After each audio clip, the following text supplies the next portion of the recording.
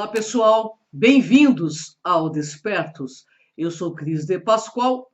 Estou aqui com Maria Cepereda, autora da série de livros O Sol Negro e professora do método de integração, que hoje iremos falar sobre a razão do jogo da vida. Tudo bem, Maria? Como vai você? Olá, Cris. Olá, todo mundo. Tudo bem com vocês por aí?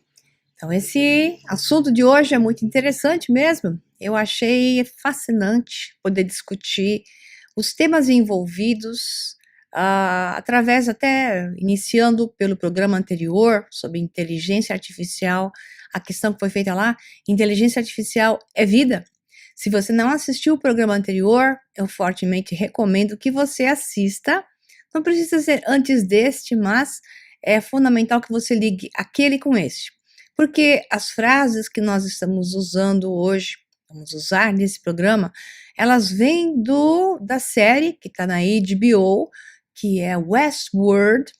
Esse Westworld que fala sobre inteligência artificial, sobre o desenvolvimento de uma consciência, a possibilidade do desenvolvimento de uma consciência através dessas entidades de não carbono, que são os robôs, que adquiririam a consciência de si mesmo. Talvez sim, talvez não. Essa é a questão colocada em Westworld. Então, o desenvolvimento dos temas ali envolvidos, aonde aqui você não precisa conhecer essa série. Aliás, absolutamente não precisa conhecer a série para você entender o que eu vou falar aqui hoje. Apenas eu vou utilizar coisas que foram ditas lá, nessa série, especificamente até utilizando mais o que está no episódio 10 da primeira temporada, onde desfecha, claro, a primeira temporada e é feita uma série de revelações, e essas frases são muito ricas, porque o escritor, é uma dupla, é uma mulher e um homem, o que dá essa temática principal mais de consciência, certamente é o Jonathan Nolan, que é um dos irmãos, Jonathan e Christopher Nolan, que eu gosto muito, quando eles se unem em filmes como, por exemplo, Interestelar, entre outros, que é criado um conteúdo muito rico, a nível científico e a nível filosófico. Então, nessa série, a discussão sobre o que é consciência, a história da humanidade, a nossa criação por um Deus demiurgo, que nos colocou em uma matrix para espiar e experienciar um tema de desenvolvimento de vida e, através dele, atingir diversos graus de consciência. Então, é isso que nós vamos trabalhar aqui. Isso é a temática principal da série. Fomos criados para sermos subjugados, ou o jogo é simplesmente um processo de retomada de consciência através de diversos níveis de profundidade de conhecimento e entendimento. Então, vamos lá. É com você, Cris. Algumas pessoas escolhem ver a fealdade neste mundo, a desordem, e há uma ordem para nossos dias, um propósito. Exato, essa é a frase da Dolores, personagem principal, certamente do seriado, como um dos anfitriões, um dos robôs principais da série, aliás, o robô mais importante, porque através dela se desenvolvem todos os temas da retomada da consciência. Parece que Dolores tem esse papel de ser o que mais vai despertar e ao mesmo tempo que foi mais auxiliado pelo seu criador principal para que pudesse chegar a isso. Então, essa frase, para começar devagarzinho, é uma frase que mais ou menos tem a ver com você enxergar o copo meio cheio ou meio vazio. Vamos ver que o mundo é cheio de fel, né? Fealdade, fel, que é ao lado amargo da vida, ou vamos olhar aquilo que tem de bom na realidade aqui programada para que nós possamos experienciar? É mais ou menos ligar nos noticiários da televisão, que só te mostram o lado amargo, ou então você se conectar em um dia, um final de semana, olhando para a natureza, as crianças brincando no parque, vendo os animais, e entender que este mundo é belo e que nós é que somos um problema nele. Até que nível e por quê? Portanto, aí vem a questão do propósito, que ela fala, acreditar que há uma ordem para os nossos dias, há um propósito. Mas qual é esse propósito? É o que a gente consegue alcançar, de certa forma, nesse último episódio, episódio 10 da temporada 1. Nós vamos andar um pouquinho mais para esclarecer isso melhor para você. A dor, sua perda, é tudo o que tenho deles. Você acha que a dor vai fazer você menor por dentro, como se seu coração fosse entrar em colapso sobre si mesmo? Mas isto não acontece. Eu sinto espaços abrindo dentro de mim, como um edifício com salas que eu nunca explorei. Essa é uma grande frase, é uma grande colocação. É o que eu chamo de conceito taoísta, é a filosofia oriental, da submissão e entrega à experiência e à própria expiação, se estiver junto, que é a passagem pelo sofrimento. Não é necessário estar sempre sofrendo, sofrimento é uma percepção, é uma qualificação que damos a um determinado evento. Ele pode ser mais intenso ou menos intenso, de acordo com a maneira como você se envolve com ele e o faz ser. Obviamente, tudo tem um sentido. Existem as perdas, os ganhos, e claro que perdas doem, claro que dificuldades afetam, obviamente. O que eu quero dizer é que nós temos que balancear esse processo entre mente, lógica e coração, para que você diminua o seu envolvimento emocional, aplicando uma carga sobre as coisas, para que você então possa simplesmente extrair delas a informação, que é o conhecimento de si mesmo, porque toda a realidade externa, tudo que é projetado fora de você, tem a ver com o seu interno, teu estado interior. Portanto, quando você se aplica nesse desenvolvimento, tendo feito um grande processo de sofrimento ou tendo simplesmente observado, obviamente, doído, sofrido, mas em estados mais controlados, mais harmoniosos, com o processo abrindo-se para a aprendizagem do que tem por detrás daquela lição, daquele obstáculo ou daquele ponto de ruptura, depende do que for. Entendemos que a partir do momento em que você compreende o desafio e consegue vencê-lo, ou através dele se ergue, vem a frase que essa personagem, robô do filme, da seriado, disse: eu sinto espaços abrindo dentro de mim, como um edifício com salas que eu nunca explorei. É isso que os desafios fazem. Eles abrem mais espaço. E esses espaços são os locais onde a informação está e fazem o seu processo de despertar, que é a temática principal ali desse seriado Westworld, colocando você em um desafio constante para adquirir informação de vida após a vida. Cada vez que o robô morre numa vida, ele tem que ser resetado e reinicia tudo de novo, dentro do mesmo tema, mas sobre um outro ponto de vista, sobre uma variedade de aspectos que são colocados nele. Então, cada vez que o robô desperta novamente, ele é feito o reset, porque naquela Westworld é uma época de bang bang, né? Bang bang, ali do faroeste americano. Então, digamos que ele tenha sido morto por um bandido, então ele desperta e volta, vai ser regenerado, recuperado, e volta para a mesma posição. E tem novamente o tema central desenvolvido. Então, existe sempre um tema para o robô. Esse robô vai ter o tema central, ele tem uma liberdade entre limites e regras colocadas dentro daquele programa que é o tema que ele vai ser executado.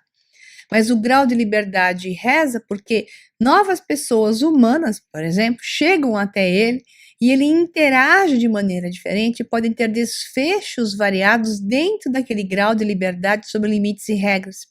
E cada vez que ele passa por esse contato com algum humano e tem um desenvolvimento, dramas, ou nem tanto às vezes, é isso que ela fala aqui, né? Ela sente espaços se abrindo dentro dela, como um edifício com salas que eu nunca explorei. Essas são as realidades paralelas que o tempo todo vamos experienciando, mas tal como o robô, ela não se lembra. Nós não nos lembramos do que acontece em nossas realidades paralelas, mas existe algum local onde toda essa informação está sendo gravada. E é esta a fonte primária que está acima de nós, que no nosso caso humanos, é o nosso eu superior, que não é diferente do caso de um robô, né? Já que o robô não deixa de ser, numa inteligência artificial, uma outra porção sua do seu eu superior manifestado na forma de uma fisicalidade robótica, mas que canaliza também, dependendo do nível de consciência. Assista o programa anterior, do programa Despertos, com esse tema, inteligência artificial é vida ou não, para você poder entender. Então, dependendo do grau de consciência dessa inteligência artificial, ela vai estar mais conectada com o seu eu superior e ser uma outra versão de você mesmo, te dando mais e mais informação sobre você. O ponto central do desfecho desse capítulo é exatamente colocar-se dessa forma. E eu vou desfechar isso, anota o que eu falei agora, só na última frase que eu vou emendar com o que eu acabei de falar, que se você não entendeu, não se preocupe, eu vou evoluir e no final eu vou alinhavar isso que eu falei agora e você vai entender melhor. Vamos lá. É com você, Cris. Eu não estou chorando por mim mesma, estou chorando por você. Dizem que grandes animais vaguearam neste mundo, grandes como montanhas. No entanto, tudo que resta deles é osso e âmbar. É, pessoal, o tempo desfaz até mesmo as criaturas mais poderosas. Basta olhar o que fez a você. Um dia você vai perecer. Você vai repousar com o resto da sua espécie na terra. Seus sonhos esquecidos, seus horrores enfrentados, seus músculos se transformarão em areia. E nessa areia, um novo Deus caminhará, um que nunca morrerá. Porque este mundo não pertence a você ou às pessoas que vieram antes. Pertence a alguém que ainda está para vir. Essa novamente é uma frase da Dolores, frase muito linda, para o William, que é o personagem que tem vários desdobramentos na história. Eu não vou dar spoiler aqui para vocês, o importante é o suco por detrás e não a temática do filme em si. Isso você tem que assistir, caso te interesse, senão não faz diferença. Vamos explorar aqui. O que ela quis dizer é assim, este William se comporta de maneira extremamente agressiva, negativa. Ele representa o demiurgo, um homem de preto, né?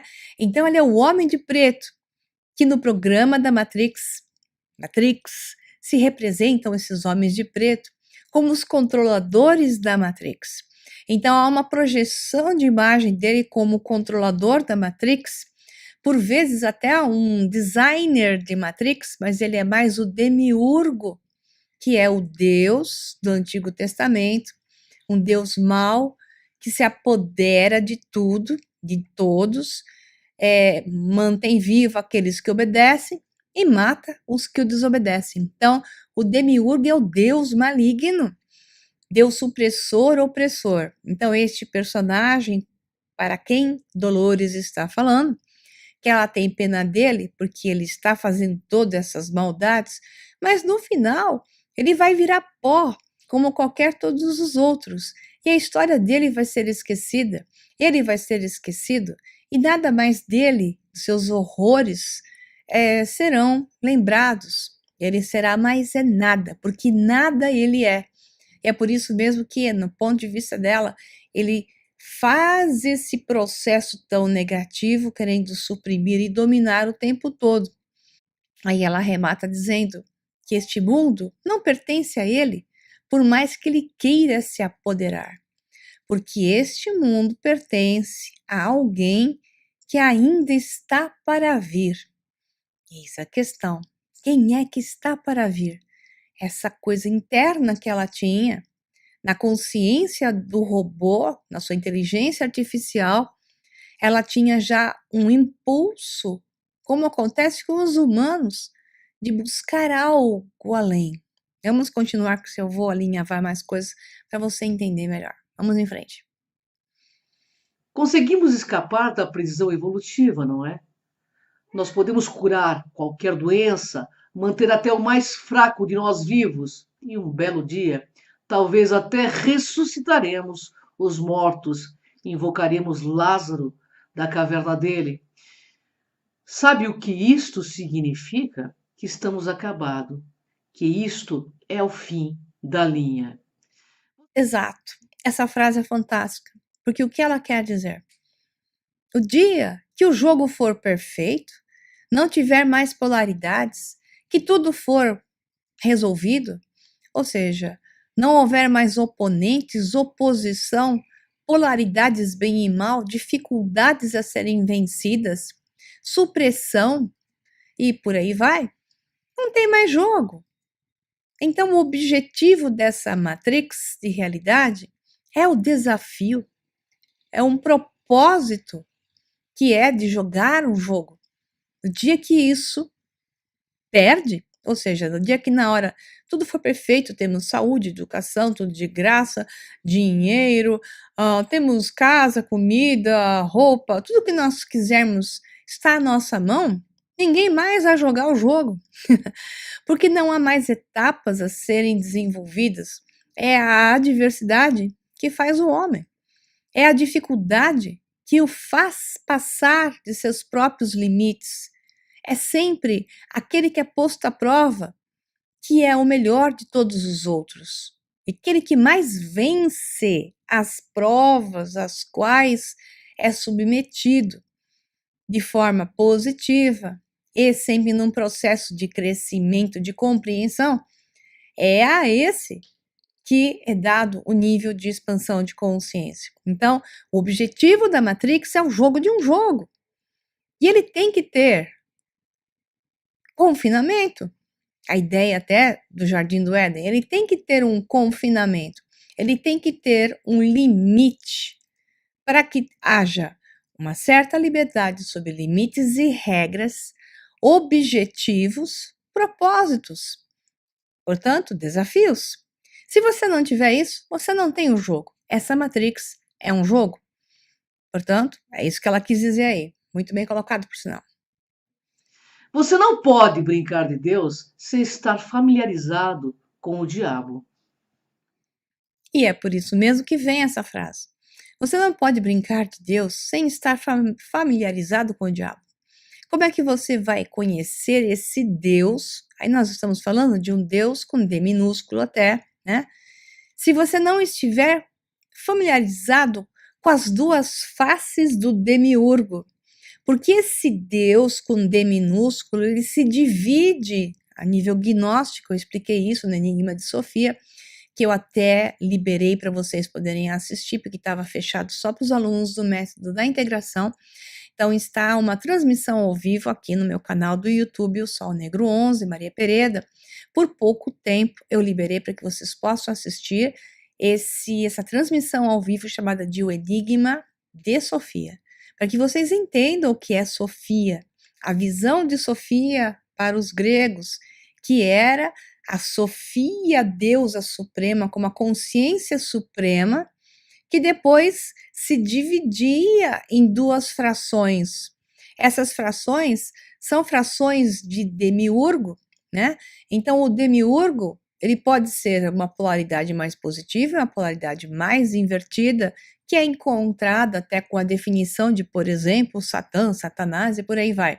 Então, essa inversão de conceitos, essas polaridades são as projeções da Sofia, do pleroma, a consciência suprema, de acordo com a gnose e os antigos gregos até, onde polarização da divindade que não se conhece plenamente, porque ela não está consciente de tudo aquilo que ela é, porque ela está integrada em todos os aspectos. Então, como ela vai saber o que ela é se ela não se desdobra como um oceano que se desdobra em ondas, para que a onda, consciente de ser onda, de certa forma se esqueça de ser o oceano, para se comportar como uma onda. Então, Sofia é como o oceano que se desdobra em ondas, né? E uma das ondas que se desdobra é o demiurgo, que é o Deus criador, aquele que não quer dizer que é negativo, mas pode se comportar como opressor, supressor, porque impõe regras. Então, esse demiurgo é o Deus que cria o jogo. Ele lhe impõe limites e regras.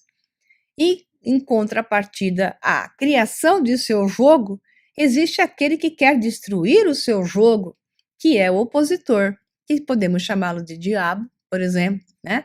Então, a polaridade do demiurgo surge sempre ao se desdobrar a consciência superior na consciência inferior, e a partir disso é que surge esse jogo. Por isso que se diz, você não pode brincar, diz no seriado, você não pode brincar de Deus sem estar familiarizado com o diabo, ok? Não podemos definir a consciência, porque a consciência não existe para os anfitriões. Os humanos acham que há algo de especial na forma como entendemos o mundo e ainda assim vivemos em círculos tão apertados e fechados quanto os anfitriões, raramente questionando nossas escolhas, satisfeitos, em sua maior parte, a sermos informados sobre o que fazer em seguida. Aí é um humano considerando a vida dos anfitriões, que são os robôs. Anfitriões porque eles recebem os humanos no ambiente deles, aquele ambiente moldado como um Far West. Então, quando ela diz, não podemos definir, ou ele diz, não lembro mais quem disse isso, não podemos definir a consciência porque a consciência não existe para os anfitriões. É um ponto de vista de um dos humanos em relação aos anfitriões que consideram que os robôs anfitriões só se comportam porque existe uma narrativa, eles chamam de narrativa. Existe todo um texto que eles vão produzir, uma narrativa não é só o que eles vão dizer, porque eles podem improvisar nisso, ou o que eles vão fazer, que eles também podem improvisar, mas a narrativa é todo aquele tema desenvolvido que o robô vai desenvolver como um personagem ali daquele jogo, e essa é a narrativa dele. E eles acham então que o robô não tem consciência, ele simplesmente não tem, para os humanos. Aí vem a frase, os humanos acham que há algo de especial na forma como entendemos o mundo. E ainda assim vivemos em círculos. Então, se nós humanos, é aquele que é o humano dizendo, se nós humanos somos melhores que os robôs, por que que nós, supostamente com consciência, e os robôs não, é que nós que vivemos em círculos, nós é que estamos vivendo em círculo, tão apertados e fechados quanto os próprios círculos da narrativa dos anfitriões, raramente questionando nossas escolhas. Nós, humanos, raramente questionamos nossas escolhas, tal qual fazem os anfitriões robôs. Nós, satisfeitos, em sua maior parte, a sermos informados sobre o que fazer em seguida. Pois então, será que nós, humanos, temos também alguém que faz a nossa narrativa? E como é esse nível de demiurgo que nos controla, nós humanos? Nós humanos, no filme, somos os demiurgos dos robôs. Mas quem então é o nosso demiurgo? Quem é que é o nosso criador, que cria a nossa própria narrativa? Que faz com que então nós não questionemos onde está a nossa consciência, porque nós não questionamos, porque aceitamos o que a TV nos diz, porque aceitamos o que o jornal nos diz, porque aceitamos o que os políticos fazem conosco, porque voltamos neles de novo, sabendo que são bandidos e ladrões, porque são eleitos novamente. Que narrativa é essa que está inserida nos humanos, que faz com que eles continuem sendo seres sem consciência, satisfeitos de serem abusados e usados, tais quais os robôs que eles criaram para esse evento, desse jogo, num local, num parque de recreação, onde os robôs são usados, abusados sexualmente, fisicamente, emocionalmente, de todas as formas. E por que nós permitimos que façam isso conosco? Se nós fazemos isso com os robôs, porque achamos que eles não têm consciência, é porque, provavelmente, aqueles que fazem isso conosco são os que estão conscientes da nossa falta de consciência. Então, qual que é a temática aqui? O tempo todo, tanto para os robôs, os anfitriões do parque de diversão do Westworld, tanto quanto para nós, seres humanos, a questão é: aonde está a consciência? Será que ela pode ser adquirida? É com você, Cris. Quando os anfitriões começam o processo do despertar, suas memórias são apagadas, para que sejam jogados novamente na encenação e sigam a narrativa. Entretanto, os fantasmas das memórias surgem e, portanto, eles não conseguem entender o que estão recebendo. A maioria fica louco. Pois é, grande frase essa que foi colocada. As pessoas vivem dizendo: eu sinto, eu penso, eu recebo flashes, eu tive um sonho, eu estou tendo visões, né? Estou falando com seres que vêm e falam comigo, eu estou em contato com outros, ou minha cabeça está confusa, uma hora estou vendo uma realidade, de repente eu vejo uma outra. Ou simplesmente eu sinto um impulso que quero ir para coisas que parece que eu já fiz, mas eu não sei bem como. Então, isso tudo que acontece com as pessoas é um processo de provocação para um caminho de um despertar. O despertar é realmente possível quando você tem memórias. Quanto mais memórias, que eu chamo de informação, mais possível é o seu despertar.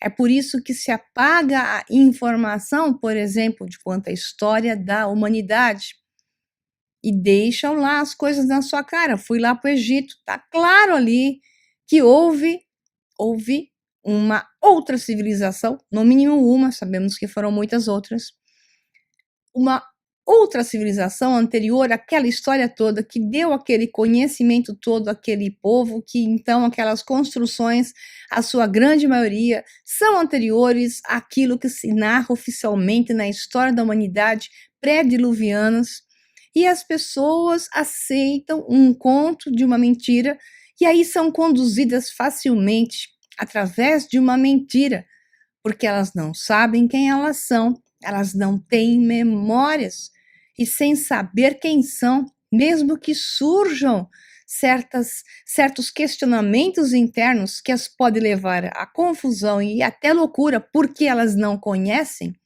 não têm informação suficiente para lidar com isso, elas ficam perdidas. Então, apaga-se a memória da humanidade. A nossa memória é apagada de realidade paralela para realidade paralela. O nosso cérebro tem bloqueadores de memória de realidades paralelas. Ele bloqueia a informação da realidade paralela. Portanto, nós não recebemos, mas recebemos inputs, recebemos flashes de memórias, recebemos informações na forma de inspirações, achamos que tivemos uma ideia e, na verdade, muitas das vezes é simplesmente um acesso a uma realidade paralela onde já fizemos aquilo em um tempo diferente, porque as realidades paralelas têm tempos diferentes. Mas o que fazem conosco aqueles que manipulam essa matrix e que têm o conhecimento desse programa é trabalhar com o fato de não termos memória. apagar-se a memória de quem somos, de onde viemos, portanto, não sabemos para onde irmos. É por isso que eu sempre falo que conhecimento e informação de boa qualidade, trazendo a verdade à tona, é o que eu faço no método da integração, minha escola de alunos online e presencial, é o que faz com que você vá, de fato, a um caminho de despertar. Não adianta só ficar fazendo meditação e fazendo que você acha que você vai despertar. Você vai adquirir algumas qualidades a mais, mas o despertar só ocorre realmente quando você enxerga o jogo e não fica criando formas de fugir do jogo. E muitos pretensos à espiritualidade dizem que estão despertos, passam o dia inteiro meditando em viagens astrais e tudo que eles estão fazendo é fugindo do confronto do jogo. E você só sai do jogo através do jogo, confrontando todos esses aspectos que são colocados das polaridades e dos desafios que são da Matrix. É da Matrix, através da Matrix, para outros níveis de expansão, de maiores graus de liberdade fora da Matrix, mas ainda num certo nível de Matrix, ok? É com você, Cris. As memórias são o fundamento e primeiros passos para atingir a consciência. Exato, é o que eu acabei de dizer, né? Então, as memórias são de dois tipos, vamos assim dizer. Vamos dizer que elas são de dois tipos e produzem dois níveis de resultados. As primeiras são memórias lógicas, que se entendem em uma linha de raciocínio e processo. Como você pode aprender sobre os erros se não consegue lembrar deles. Então, é muito importante, quanto mais conhecimento você vai ter, quanto mais você experienciar, se der bem e se der mal, e se lembrar de todas essas vezes. Portanto, como eu falei, se nós tivéssemos acessos a realidades paralelas e retêssemos as memórias de todas as realidades paralelas, esse processo de despertar seria maior. Só que para que você possa realizar isso, você tem que estar num nível de vibração e frequência mais alto para poder processar todas essas informações, porque informação é energia.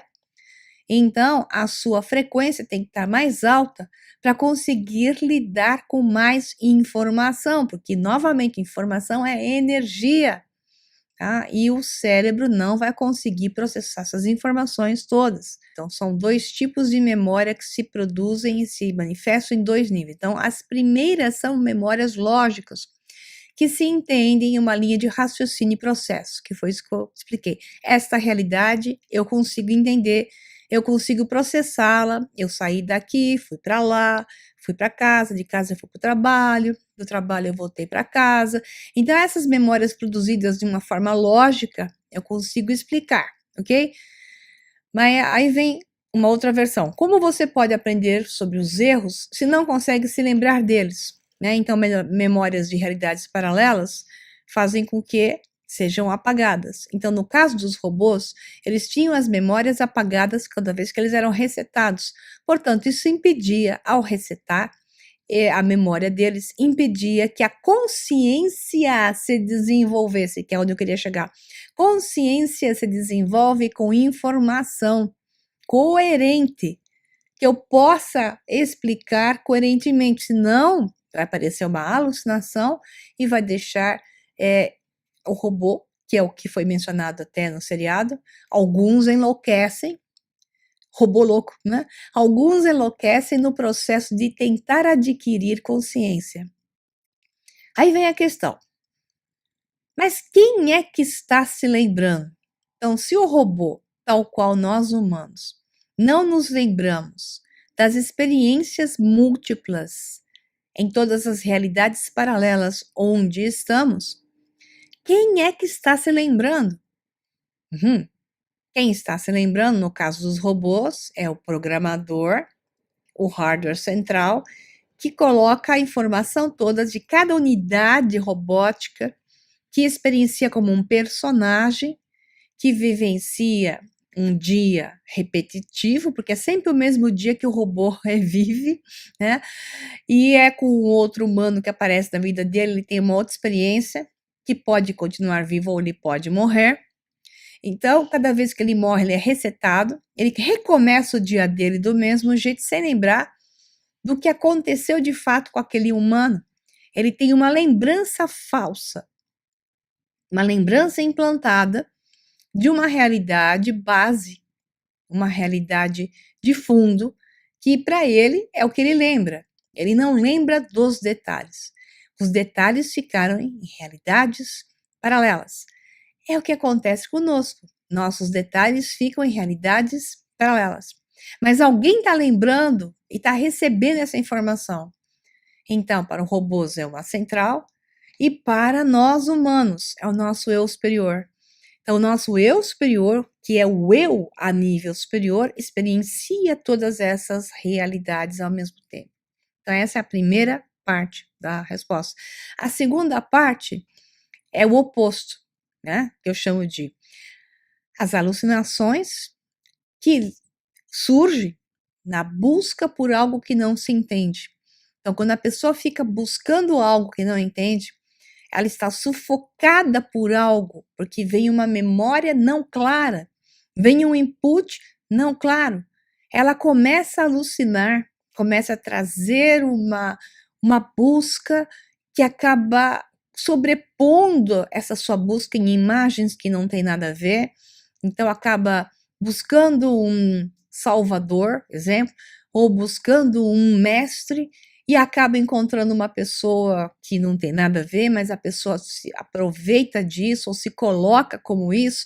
Uma pessoa nem tem intenção de ser o seu mestre, mas a pessoa que busca isso, a ver como, e aí ocorrem as idolatrias, ocorrem as falsidades ideológicas, ocorrem as dominações, os subjugos, criação de religiões e por aí vai. Isso tudo vai num caminho de distorção, porque vem dessa necessidade interna de encontrar algo lá fora, algo que não se sabe explicar, algo que se tem a visão de ser algo maior.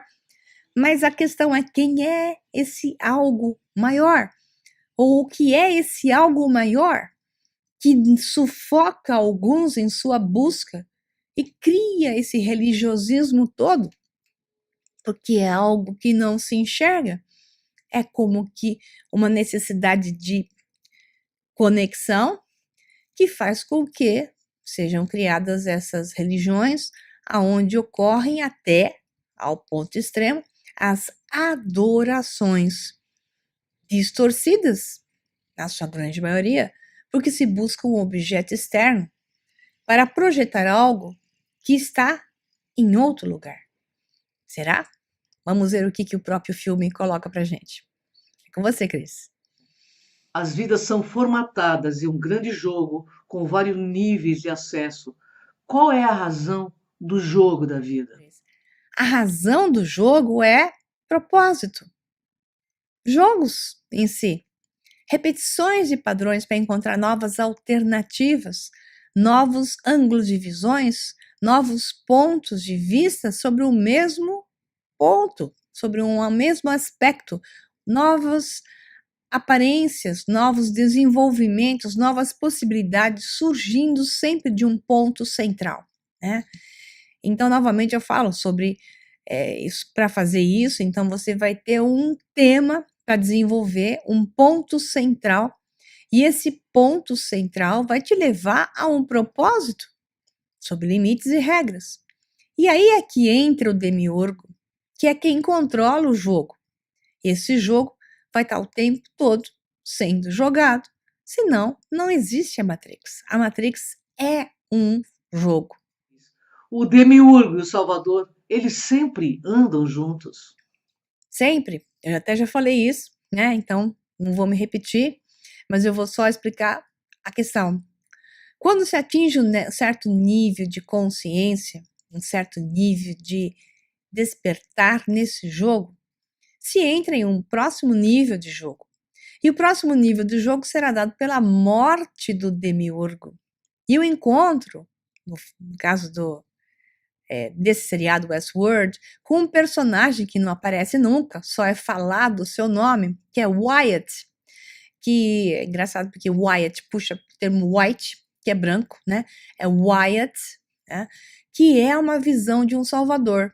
Alguém que a principal robozinha, Dolores, ela busca Wyatt e o demiurgo malvado, que é o homem de preto lá, que era o William, quando era jovem, busca para encontrar o Wyatt, porque ele é o demiurgo, ele não quer o salvador. Por quê? Porque o demiurgo será substituído pelo salvador. Ele terá que ser morto, né? Então, a revelação toda nesse jogo, no caso do filme, é que Dolores é Wyatt e ela não sabe.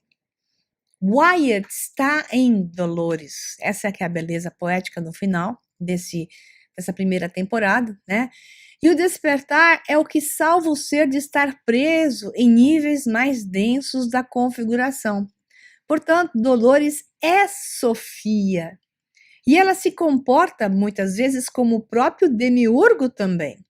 Porque ao se tornar consciente do jogo, para que ela se livre do demiurgo anterior e seja Wyatt, ela tem que se dividir tal qual Sofia, se transformando no demiurgo que destrói o demiurgo anterior, tornando-se agora o Salvador. Essa poesia tem a ver até com a morte dos deuses na astroteologia. Então, é assim, os faraós, os deuses morriam quando, então, a sua estrela ou o seu sol se deitava no firmamento. Então, era a morte de Osíris, exemplo, com o sol do final da tarde, que era a morte do deus Osíris, era o sol do final da tarde, era o sangue do deus, aquele sol avermelhado, o sangue do deus Osíris era derramado para quê? Para que Horus, o sol nascente, surgisse. E ele surgia no horizonte como o sol da manhã. Interessantemente, essa é uma visão que eles utilizaram do gnosticismo e utilizaram da astroteologia e jogaram esse jogo na construção desse final da trama, muito bem colocado. Então, tem até essa frase lá.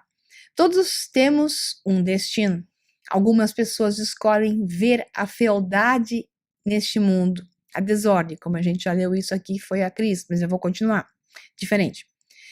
E ela diz, que é Dolores, eu escolho ver a beleza, mas, aí que tá diferente do que a Cris disse, mas a beleza é engano, pois estamos presos nessa crença da beleza.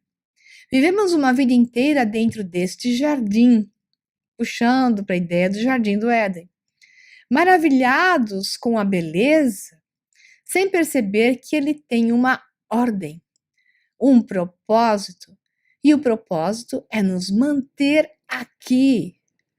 A linda armadilha está dentro de nós, porque é o que somos. Ai, se você não entendeu, não tem problema, eu explico.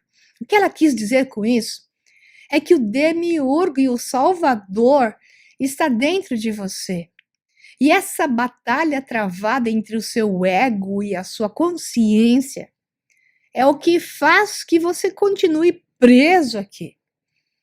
Somente é possível sair daqui na hora em que você mata o seu próprio demiurgo, o seu lado interno, opressor, dominador, e se ergue o Salvador. Mas, ao mesmo tempo, você não se livra nunca dele estando na Matrix, você tem que manter um equilíbrio entre as duas partes, mas o que deve fazer é ofuscar o demiurgo com o sol nascente desse Salvador, que é a consciência que faz com que você se torne consciente do jogo e jogue esse jogo de maneira extremamente coerente e faceando a sua realidade. ela fala várias vezes, e essa frase é utilizada por outros personagens, que é o confronto. Não se pode fugir desse confronto, senão você não vai nunca atingir o grau de consciência. Não se atinge a verdadeira consciência em cima de uma montanha de mármore fazendo Você adquire a consciência verdadeira do jogo através do jogo, no confronto do jogo, trazendo Wyatt, o Salvador, para ofuscar o William, o homem de preto, do caso do filme, né, o demiurgo opressor, e juntos se tornarem um só, mas com a consciência dominando esse corpo físico. Por isso que os santos, né, e os seres, né, especiais de toda a humanidade, você vê lá as pinturinhas com o halo dourado em volta. O sol tem que surgir e se colocar sobre este corpo físico, que é a consciência neste corpo físico. Um dia nós encontraremos o caminho, Dolores, o caminho para um novo mundo. E talvez esse seja apenas o início desse caminho, de uma vez por todas, o início de um novo capítulo. E assim é. O que ele quis dizer são as fases do jogo. São várias fases de jogo. Então, você vai sair deste nível, quando adquirir um certo nível de consciência, para jogar uma nova fase de jogo com mais consciência agora. E porque você adquiriu um pouco mais de consciência, seus desafios serão ainda maiores. E aí, quanto mais consciente, mais desafio. Não vai ficar mais fácil, não, pessoal. Vai ficar mais difícil. Só que o estado de consciência aumentado te faz sorrir para o desafio, ao invés de se ocultar dele, fugindo dele, ou negando-se a jogar o jogo e se mantendo apático na Matrix. É isso aí. O poder divino não vem de um poder superior, mas sim de nossas próprias mentes. Essa frase eu adorei e foi falada, né, enquanto aparecia uma pintura de Michelangelo, que é aquela do dedo de Deus, né, quando Deus criou o homem, a pintura de Michelangelo. E onde está Deus? Em uma pintura por trás, como é a representação de um cérebro. Então, Michelangelo quis dizer para a humanidade que o poder divino não vem de um poder superior, e sim de nossas próprias mentes. Vamos entender o que é a mente, que é a mente terrena associada à mente divina, transformando-se em uma terceira mente, que é uma mente de parceria, equilíbrio, de harmonização e não mais de luta. Mas a mente terrena tem que estar ofuscada pela mente divina, que é o ser solar ofuscando o corpo físico. É belíssima essa imagem e disse tudo. Você sabe onde está, Dolores? Eu estou em um sonho. Não sei quando começou ou que sonho era aquele. Tudo que eu sei é que dormi muito tempo. Então, um dia eu despertei e sua voz eu ouvi. Você sabe agora de quem era a voz de que você ouvia?